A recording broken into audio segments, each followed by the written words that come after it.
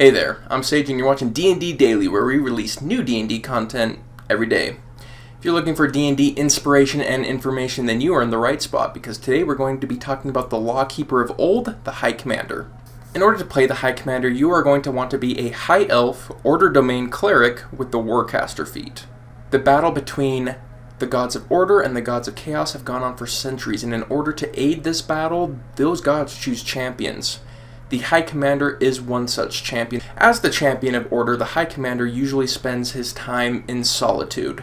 That is until his God of Order asks him to go down to the land and to spread order once more. And one such time has come. The High Commander is going into this knowing that the Gods of Chaos are also sending their champion into the land at the same time to spread chaos. This battle has been fought hundreds of times, and now it's the High Commander's turn to take it up. The High Commander is lawful good and believes in law as the bulwark against chaos and the pillar on which society is built. The High Commander is devout and would worship his god righteously. Nothing would upset the High Commander more than finding someone who is abusing their lawful position. This would absolutely trigger him, and he looks for people in lawful positions that are abusing their power to remove them. And while he would remove them lawfully, he would be willing to make the executioner strike himself. He is a commander by nature. He leads his team with magic and words of encouragement. He is a powerful beacon for which people can rally to. With good reason, he truly believes his god is behind every move he makes, and the weight of that is felt in every action he takes. In combat, the High Commander is an offensive supporter.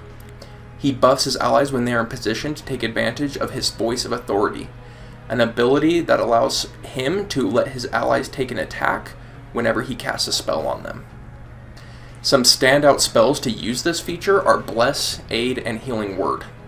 The best targets for this spell include 100% the Rogue, that's almost always going to be your best option, but the Paladin with advantage or a Ranger with a Hunter's Mark already active are other standout options. The core of the High Commander's personal combat tactics would revolve around using Booming Blade, Spiritual Weapon, and Spiritual Guardians.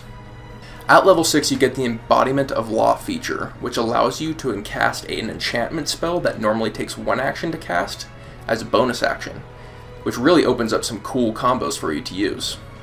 The first combo is going to be Booming Blade, Command, Booming Blade. So how it works is you first hit them with your Booming Blade, does damage, and now they're procced, so if they move, they're going to take more damage. You then use Command to make them flee. So when it comes to their turn, they have to use their action to run away, which allows you to not only proc your original Booming Blade, but take a second Booming Blade attack as a reaction, which then hits them and instantly procs as well. So it does big damage, and it takes away their action. Another standout is using Hold Person before you attack. So bonus action, Hold Person, and then you get your attack off to get that juicy crit. This also goes along with your allies that you would normally be giving them an extra attack, because they're all going to get crits. And if your enemy's unlucky enough to go a whole round without getting released from Hold Person, you can use your Voice of Authority to make even more attacks against that held person, that paralyzed person. Another one of your combos is to start out with Bless, giving one of your allies an attack, blessing yourself, so your Booming Blade that's going to come right after is far more likely to hit. Overall, the High Commander is a combat powerhouse. You are flexible, you help your team, and you just do crazy damage. Very strong in combat. Out of combat, the High Commander would support his allies with guidance and other support spells, so long as they were acting lawfully. You could also support your allies through your connection to your deity. Augury is an example of this, where you ask your deity a question and you get some answers to help out your party. He's also a huge fan of thaumaturgy. He will often use it to emphasize his authority by making his eyes glow, his voice boom, and even sometimes the ground tremble. It really fits him. The High Commander is also vigilant in making sure that everything around him is in order. He has excellent perception to make sure things are not amiss. As mentioned before, nothing bothers the High Commander more than somebody in a lawful position abusing that power. And he is a walking lie detector to find these people. He has very high insight and is going to find them and make sure they're obeying the laws that they are sworn to uphold. And it is worth mentioning that while he holds people to this high standard, he holds no one to a higher standard than himself. He considers himself in a lawful position, and he holds himself accountable to that position. During the High Commander's downtime, he is basically a cop. He would learn what the laws are of the land, and he would uphold them. He would attempt to gain official authority to do this, but would uphold the laws whether or not he gets that official authority. He would actively seek out corruption to purge it, and again, specifically in lawful positions. The High Commander would also always keep an eye out for his rival champion. He knows that by putting a stop to them, he will slow the spread of chaos significantly. The key mechanics of playing the High Commander is you're going to need a strength of at least 15 to make sure you get your plate armor. You're going to use your High Elf cantrip to make sure you get that juicy booming blade, as well as a longsword proficiency. Two things that are going to increase your offense significantly. And of course, the High Commander wouldn't be the High Commander without his voice of authority and embodiment of law features, which we already went over. The High Commander has weaknesses like every character.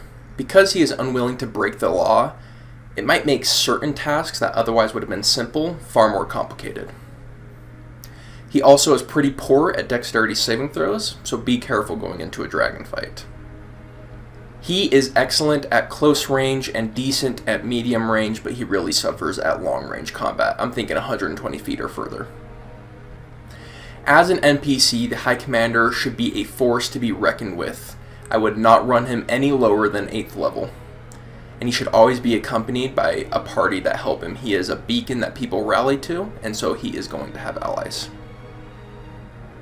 If I was running him as an NPC, I would not have him be a new champion of Order, but rather an ancient one. He's an elf, so he'll probably have been a champion for a good 400 to 500 years.